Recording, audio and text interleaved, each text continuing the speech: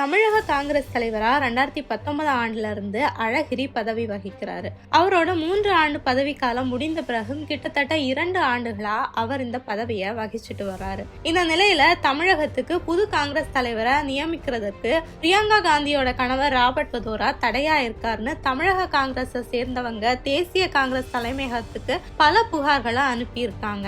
இந்த குற்றச்சாட்டோட பின்னணி பத்தி பார்க்கலாம். கடந்த 2019 ஆண்டு பிப்ரவரி மாதம் தமிழக காங்கிரஸ் தலைவரா பதவியேற்ற அழகிரியோட பதவி காலம் 2022 ஆண்டு பிப்ரவரி மாதத்தோட காலாவதி ஆயிடுச்சு. ஆனா அதையும் கடந்து 2 ஆண்டுகளா அந்த பதவியில தொடராரு அழகிரி. அதோட கடந்த ஆண்டு தேசிய காங்கிரஸ் தலைவரா மல்லிகார்ஜுன கார்கே பதவியேற்றதும் மீண்டும் அழகிரியோட இந்த பதவி காப்பாற்றப்பட்டுச்சு. அடுத்த தமிழக காங்கிரஸ் தலைவர் யாருங்கிற பேச்சுல சிவகங்கை எம்பியும் முன்னாள் நிதியமைச்சர் ப. சிதம்பரத்தோட மகனுமான கார்த்தி சிதம்பரத்தோட பெயர் அடிப்படுது. ஆனா காங்கிரஸோட மூத்த தலைவர்களில் ஒருவரான அழகிரிய அந்த பதவியில இருந்து மாற்றம் செய்ய காங்கிரஸ் தலைமைக்கு அத்தனை விருப்பம் இல்ல. இன்னொரு புறம் கார்த்தி சிதம்பரத்துக்கும் பிரியங்கா காந்தியோட கணவர் ராபர்ட் வதோராவுக்கும் தொழில் சார்ந்து நெருங்கிய நட்பு இருக்கிறதா சொல்லப்படுது. அதை பயன்படுத்தி தமிழக காங்கிரஸ் தலைவர் பதவியை கார்த்தி டிமாண்ட் செய்யறதாவும் இதை மறுக்க முடியாம தேசிய தலைமைக்கு அழுத்தங்கள் கொடுக்கப்படுவதாகவும் கூறப்படுது. இந்த விவகாரத்துக்கு பின்னணியில ராபர்ட் வதோரா இருக்கிறதா குற்றச்சாட்டு எழுந்திருக்கு.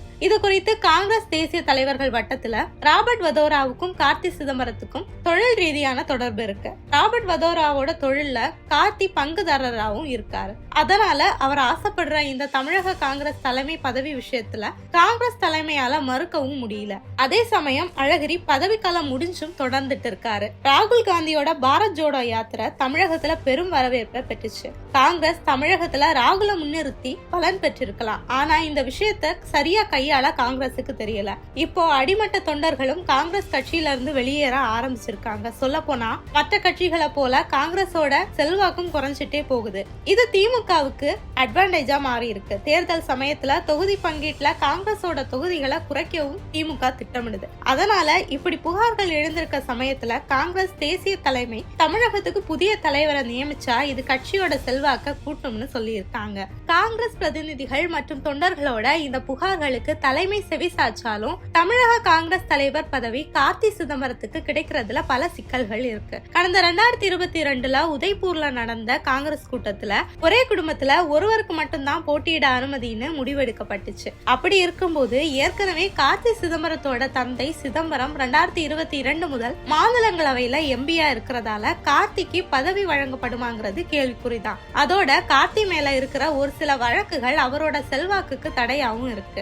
அப்படி இருந்தாலும் பூகம்பமா உருவெடுத்திருக்கிற இந்த தமிழக தலைமை விவகாரம் சார்ந்து கார்த்தி சிதம்பரம் கிட்ட கேள்விகள் கேட்கப்பட்டப்போ தன் மீது சொல்லப்பட்ட குற்றச்சாட்டுகளுக்கு மறுப்பு தெரிவிச்சிருந்தாரு கார்த்தி சிதம்பரம். ஆனா தொடர்ந்து அது சார்ந்த கேள்விகளுக்கு அவர் எந்த பதிலையும் சொல்லவே இல்லை. இதை அடுத்து அவரோட நட்பு வட்டத்தை சேர்ந்தவங்க சொல்றப்போ தமிழக காங்கிரஸ் தலைவர் பதவிங்கிறது திறமைக்கும் தகுதிக்கும் ஏற்ப கொடுக்கப்படுற நியாயமான பதவி. அது கட்சியில இருக்கிற யாருமே கேட்க முடியாது. மற்ற காங்கிரஸ் தலைவர்களை போலதான் கார்த்தியும் ராபர்ட்ட ஒரு சில நிகழ்வுகள்ல சந்திச்சு பேசி இருக்காரு. அதுக்காக ராபர்ட்டோட தொழிலுக்கு கார்த்தி தான் உதவுறாரு, பங்குதாரரா இருக்காருன்னு ஆதாரம் இல்லாம சொல்றது அரசியல் காழ்ப்புணர்ச்சி அப்படின்னு சொல்லியிருக்காங்க. இப்படி ஒரு பக்கம் தேசிய காங்கிரஸ் வட்டத்திலையும் தமிழக காங்கிரஸ் வட்டத்திலையும் இந்த விவகாரத்தை பத்தி மாறுபாடான கருத்துகள் நிலவி வருது. இன்னொரு பக்கம் நேர்காணல் ஒண்ணுல மோடிக்கு நிகர் யாருமே இல்ல அப்படின்னு அவரை புகழ்ந்து தள்ளி தனக்கு தானே ஆப்பு வச்சிருக்காரு கார்த்தி சிதம்பரம். இதை அடுத்து கார்த்தி சிதம்பரம் நேர்காணல்ல பேசி இருந்ததை குறித்து பதில் சொல்லணும்னு காங்கிரஸ் தலைமை அவருக்கு நோட்டீஸ் அனுப்பியிருக்கு. இது அவருக்கு இன்னும் சிக்கலை ஏற்படுத்தி இருக்கு.